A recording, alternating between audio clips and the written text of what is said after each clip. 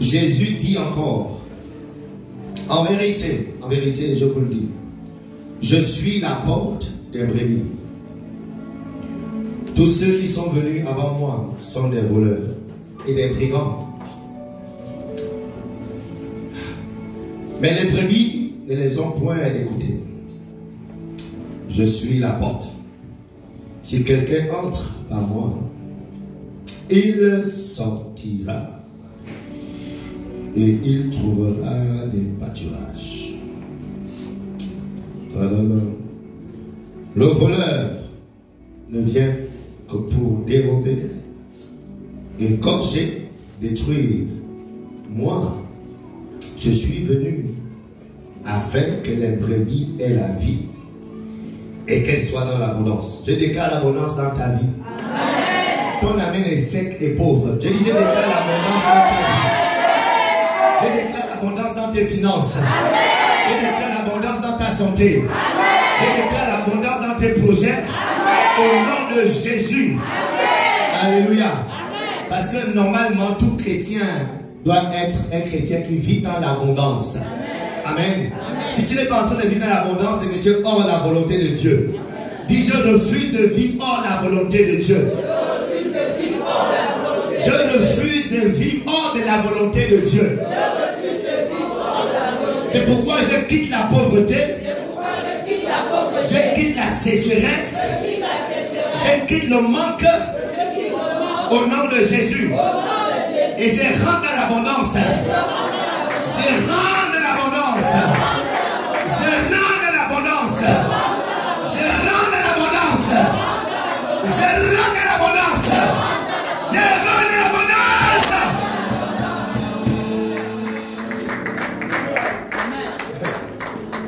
Si tu abonnes à la sécheresse et dans la pauvreté, dans le manque, c'est qu'on dirait que le voleur est encore dans ta vie. Il dit le voleur vient que pour dérober, égorger et détruire. La présence du manque et de la pauvreté, c'est la preuve que quelqu'un est en train de voler tes choses. Makataya. Nekadaza. Il dit, moi je suis venu, je vous dis, moi, quand je rentre dans une vie, la conséquence c'est l'abondance. Verset 11, il dit ceci. Je suis le bon berger. Le bon berger donne sa vie pour ses brebis. Amen. Yeah. Lorsque tout a commencé, au commencement de la terre, au commencement de l'existence, il était prévu que Adam et Ève, d'ailleurs nous le démontrent, que l'être humain soit dans l'abondance. Le couple qu'on appelle Adam, monsieur, à le couple Adam, ils étaient dans l'abondance, nageaient dans la prospérité. Il n'y avait pas de manque, il n'y avait pas de, comment dire, de sécheresse. Adam n'était jamais fauché. Alléluia. Amen. Les mots que nous connaissons aujourd'hui n'ont pas toujours existé. Adam était prospère. Lorsque Dieu était dans, il dit quoi? Je suis venu afin que vous ayez l'abondance. Donc, lorsque ce n'était encore ainsi pour Adam et Ève étaient dans l'abondance. La prospérité était leur partage. Adam rentrait du travail tout content, joyeux. Il rentrait en sifflotant. Parce qu'il partait retrouver sa charmante épouse. Il était sûr de la trouver à la maison. Amen. Il était sûr de trouver une bonne table dressée avec tout ce qu'il fallait. Ils sont ensemble. C'est pourquoi il rentrait tout heureux. Et elle était heureuse à prêter la table pour son chéri. Parce qu'elle savait forcément que le gars va rentrer à l'heure. C'est pas qu'on il est 12h, il est où? 18h, il est où? 15h, Makaya est où? 20h, Ali, Makaya, 21h, Makaya arrive là-bas. Comment? Dites-moi là. Au commencement, le gars rentrait tout heureux. Le gars rentrait parce que il y avait cette présence, le bon berger dans leur vie. Pas de querelle.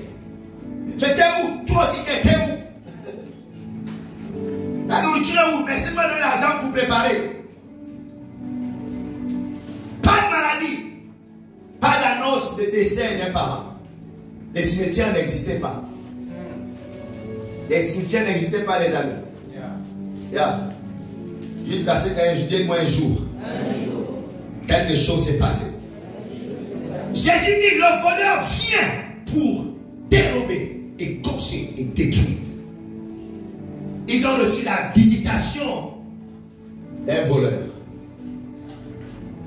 Depuis que ce voleur est arrivé dans leur vie, c'est là où tout a commencé. Tout a changé dans le couple, dans la vie de ce couple. Et ce qui est terrible, c'est que c'était sur la base d'une simple conversation. Une petite conversation a tout changé. Une petite idée qu'on a mis dans la tête de ce couple a tout changé. Une information erronée a tout changé dans leur vie. Et c'est comme ça que beaucoup de vies sont détruites. Parce que quelqu'un t'a dit quelque chose et tu as cru à la chose. Quelqu'un t'a donné une information. Et en suivant cette information a détruit toute ta vie. Parce que ta copine t'a dit quelque chose. Ton collègue t'a dit quelque chose. Ton parent t'a dit quelque chose. Et là, lorsque tu as reçu ça, c'est cette information qui est venue tout gaspiller dans ta vie. Et le voleur dit à elle, Dieu a-t-il réellement dit de manger ce fruit? Parce que tu sais, Dieu sait que si tu manges ça là, il veut te priver des bonnes choses. Malheureusement, la sœur a cru à ce mensonge. Et avec moi, c'était un mensonge. Et avec moi, c'était un mensonge. Ce matin, je viens écraser tout mensonge du diable dans ta vie au nom de Jésus. Tout mensonge sur lequel tu es en train de vouloir bâtir ta vie, j'écrase ce mensonge au nom de Jésus. Et souvent, les gens sont là, ils sont en train de bâtir quelque chose, mais le fondement, c'est le mensonge. Makata!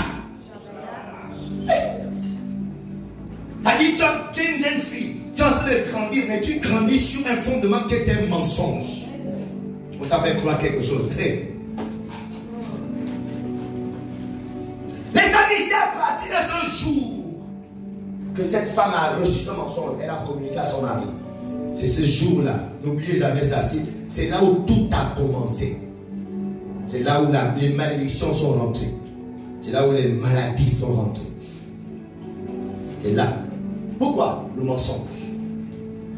Il y a donc sans de ce mensonge. Chacun vit sous un mensonge. Yeah. Chacun vit sous un mensonge. Chacun a son mensonge. Makate. Yeah.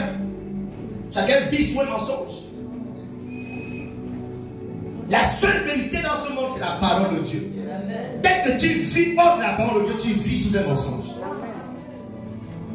Dès que ta vie est en train d'être contrôlée, dirigée, tes choix dirigés par ce qui est écrit, tu vis sous un mensonge. Et je voudrais vous rappeler, les amis, ce qui a amené le déclin dans ce monde, c'est un mensonge. Elle a mangé le fruit et c'était apparemment appréciable. C'était délicieux. Aujourd'hui, ça paraît délicieux. Aujourd'hui, à l'instant, pendant que nous sommes là, pendant que tu es dans la chose, le truc, ça paraît délicieux. Beaucoup de familles aujourd'hui, Dieu me disait ça une fois, beaucoup de familles aujourd'hui sont en train de subir le mensonge de leurs parents.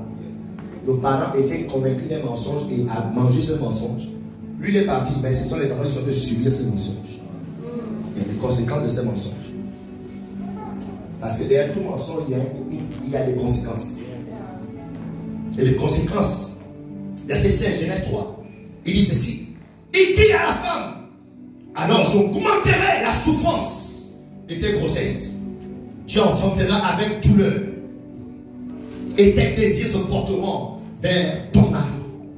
Mais ton mari dominera sur toi.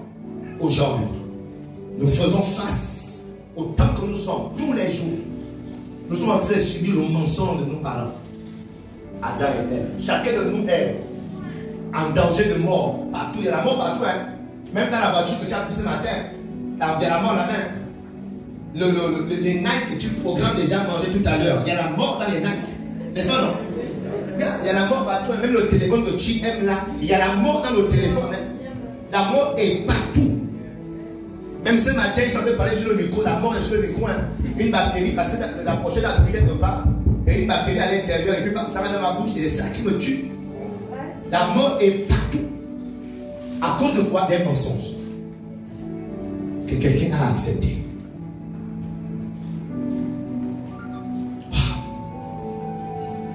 Le mensonge de tes amis, le mensonge de la tradition, de ta tradition, de la tradition de tes aïeux, le mensonge de la société, le mensonge de ta chair te ment. Le mensonge des faux prophètes, parce que la Bible parle des faux prophètes, des prophètes du ventre, qui détruisent les familles, détruisent les vies, te fait croire que la façon de vivre là, et Dieu s'est pris, dit, mais dans Jérémie, il dit, mais comment ça? Comment vos prophéties n'amènent pas les gens à la repentance? Comment vos prophéties confortent les gens dans leurs erreurs, dans leurs péchés? Comment ta prophétie conforte mes enfants dans ces erreurs? Pourquoi? Parce que derrière cette prophétie, c'est son ventre. Amen. Amen. Donc je ne sais pas le mensonge qui est dans ta vie. Je ne connais pas le mensonge sur lequel ta vie est bâtie. Tellement de foyers de couple sont dans les mensonges. Tellement de familles. Il y a même des enfants mensonges. Il y a des hommes qui ont des enfants mensonges. Il y a 4 enfants, aucun de ces enfants ne sont enfants. Pas d'escoto.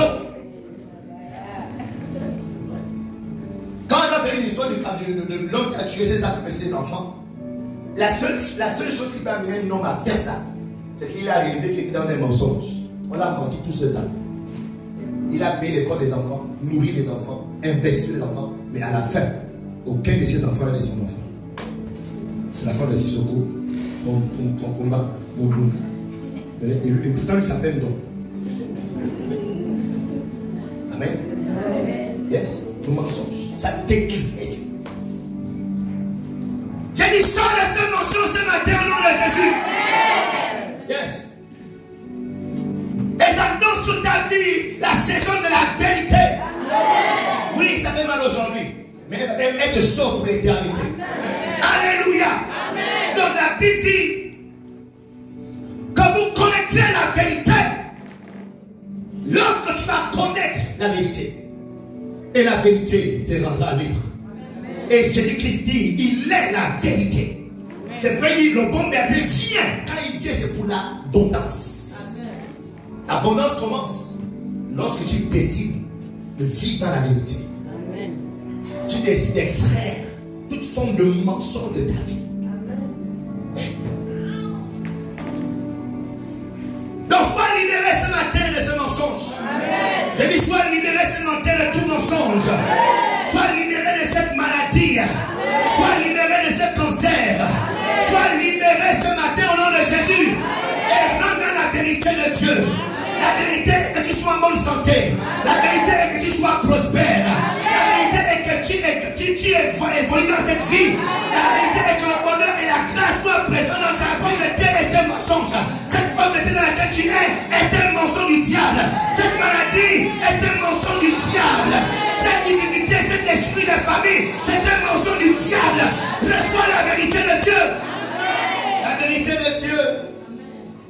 Il dit, je souhaite que tu prospères à tous égards, comme prospère l'état de ton âme. Aujourd'hui, nous pouvons certainement incriminer le gouvernement dont les structures hospitalières sont vraiment étranges. Pour dire que c'est à cause de ça que les gens meurent. On peut qu'ils s'adonnent à la drogue. Nous pouvons accuser leur insouciance. Mais la vérité est qu'il y a un voleur. Il y a quoi? Il y a un voleur. C'est la vérité, il ne faut pas suivre. Il y a un voleur quelque part. C'est ce qui se passe là profite à quelqu'un. Quelqu'un est bénéficiaire de ce qui se passe. Je dis quelqu'un est bénéficiaire de la déchirure de ta famille. Quelqu'un est bénéficiaire de ta santé qui se dégrade. Ce n'est pas gratuit. Quelqu'un est bénéficiaire.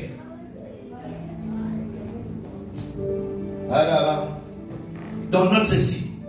Voici la vérité. La vérité de ce qui se passe. Premièrement, la vérité est qu'un voleur est rentré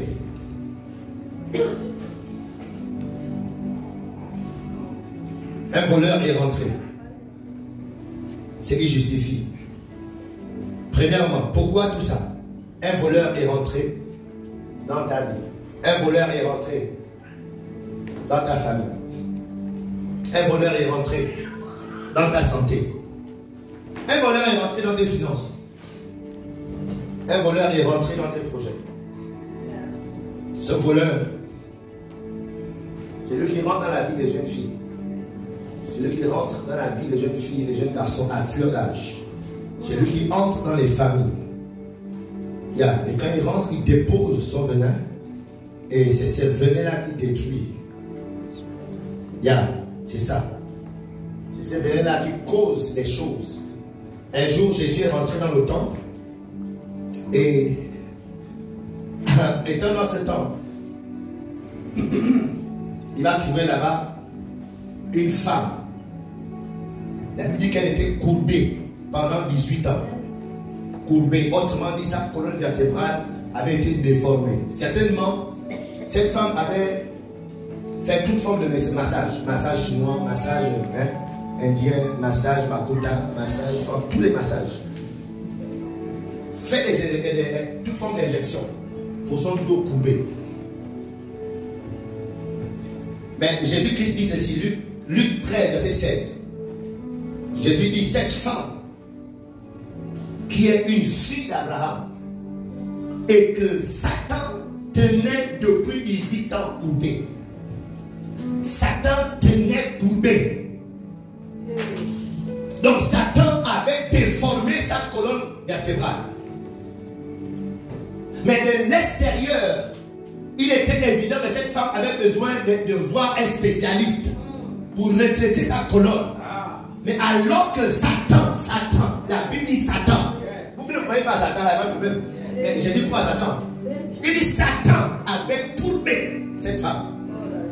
Donc il y a des gens dont les situations sont courbées. Ce n'est pas que non, tu as été, comment dire, tu as manqué de sagesse. Ce n'est pas que non, tes parents t'ont abandonné. Ce n'est pas que non, il y a un bel argent pour ton école. Ce n'est pas que non, tu as fait une erreur d'accepter ce top. La vérité, c'est que Satan est venu courber ta vie. Satan. Donc l'action de Satan dans la vie de cette femme avait pour conséquence déformer sa colonne vertébrale. Donc je ne sais pas là où Satan se tient dans ta vie. Je ne sais pas dans quel domaine de ta vie il s'est tenu et a causé la déformation, la malformation. Parce que la Bible est claire, le voleur vient pour détruire. En tout cas, il vient. Il vient en tout cas. Mais quand il vient, c'est pour détruire. Mais il dit ceci, moi je suis venu pour l'abondance. Lui vient pour détruire. Mais moi je viens pour l'abondance. Ce matin, je suis en train de vouloir dire à quelqu'un qui croit, qui a la foi pendant que je parle. Assez, c'est assez. C'est vrai que le volant vient avant. Mais j'annonce à quelqu'un, c'est maintenant le temps de Jésus. Amen. On amène Elisa. J'ai dit, c'est maintenant le temps de Jésus. J'ai dit, c'est maintenant le temps de Jésus. J'ai dit, c'est maintenant le temps de Jésus. Je disais, c'est maintenant le temps de Jésus. C'est bon, assez, c'est bon. Il est venu, il a fait, c'est bon. Maintenant, autour de Jésus. C'est ce qui s'est passé. C'est bon maintenant, chacun a son tour. Maintenant, c'est mon tour. Il y a ton voisin, c'est maintenant le tour de mon Jésus. Il s'appelle, c'est maintenant le tour de mon Jésus. Alléluia. Yes. Et il dit quoi? Quand c'est mon tour, la conséquence, c'est l'abondance. Amen. Vous savez, quand on fait les choses comme ça, c'est même plus l'enseignement. C'est un cul de juste croire. Amen. Amen. Yeah. Ce qui t'arrive, c'est ce que tu crois maintenant. Et je suis en train de dire que c'est maintenant le temps de l'abondance. Il faut que tu crois ça. Pour qu'à partir de cette semaine-là, tu vives cette abondance. Jean 10 dit quoi? Le voleur ne vient que pour dérober, égorger et détruire. Moi, je suis venu afin que les brebis aient la vie et qu'elles soient dans l'abondance. Est-ce que tu peux prier un instant? Prier, demander, Seigneur, je veux être une brebis. la solution de toute ta vie devient une brebis. Il dit, le voleur vient pour dérober. Le voleur doit s'arrêter. On doit l'arrêter ce matin. Ça dépend de ton cœur. Est-ce que ce matin tu es déterminé à ce que ça s'arrête? Le voleur de ta destinée doit être arrêté ce matin. Et je peux te garantir que les anges de Dieu sont prêts. L'onction de Dieu est disponible ce matin, mais ça dépend de toi. Ça dépend de ton cœur maintenant. Élève ta voix un instant et dis, Seigneur, je veux être une brebis. Je deviens ta brebis. Je deviens ta brebis. Donne-moi ton huile. Frotte ton huile sur la vie. Je retire mon nom. Et je relâche le feu de Dieu. Je relâche le feu de Dieu dans tous les domaines de ma vie. Au nom de Jésus, que tout ce qui m'empêche de devenir une brebis soit consumé par le feu de Dieu. Que tout rassemblement maléfique, sorcellérique, contre ma destinée, contre ma santé, contre mes finances, au nom de Jésus, sois anéanti ce matin. Sois anéanti ce matin. Sois anéanti ce matin. Je brise les jambes de tous sorciers qui se rassemblent pour nuire à ma vie. Je brise leurs jambes. Je brise leur vie par le nom de Jésus. Ce matin, je convertis tous mes échecs en succès. Parce que le bon berger est rentré dans ma vie. Je déclare l'abondance de mon partage. Et je déclare la paralysie de tout pouvoir des ténèbres, de tout esprit des choses, de tout esprit de forêt qui après ma vie, j'ai les femmes de paralysie. Par l'onction de Dieu, au nom de Jésus, et je prophétise à partir d'aujourd'hui, à partir de ce matin, j'engage le service des anges pour m'ouvrir les portes. Toutes les portes étaient fermées. Les portes de mariage étaient fermées. Les portes d'emploi étaient fermées. Les portes de prospérité étaient fermées. J'ouvre ces portes ce matin. Par les anges de Dieu, je déclare que ces portes s'ouvrent. Ces portes s'ouvrent. Ces portes s'ouvrent. Ces portes s'ouvrent. Ces portes s'ouvrent. Déclare que ces portes s'ouvrent. Ma vie ne tournera plus en rond. J'avance désormais. Je fais des progrès. Tout ce que je gagne, je le reçois. Je le garde. Et je prospère. Le voleur de ma vie qui neutralisait mes finances est arrêté ce matin par l'onction de mon berger sur ma vie. Parce que Jésus est mon berger, je ne manquerai plus jamais de quoi que ce soit dans cette vie. Au nom de Jésus, je déclare le repos dans ma vie. Je déclare les verts pâturages dans ma vie. Au nom de Jésus, quand je marcherai dans la vallée de l'ombre de la mort, je ne craindrai plus la mort. Je ne craindrai plus aucun mal. Parce qu'il est avec moi.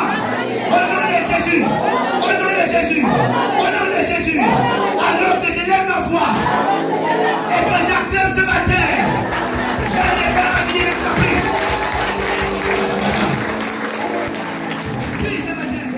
Le voleur s'arrête ce matin. L'arrestation de tout voleur. Le Saint-Esprit-là, maintenant, nous disons l'arrestation de tout voleur. L'arrestation de tout voleur.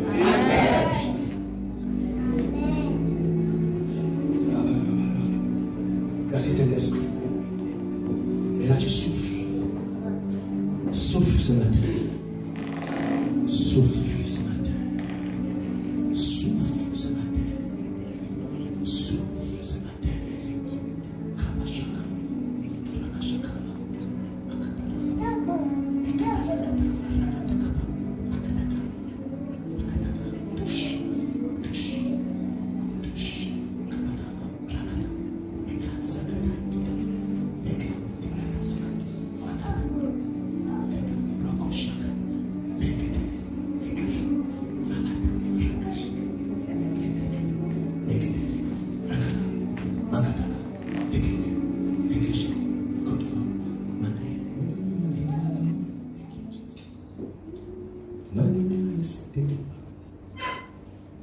Reste libre, reste libre. Pas d'arriver.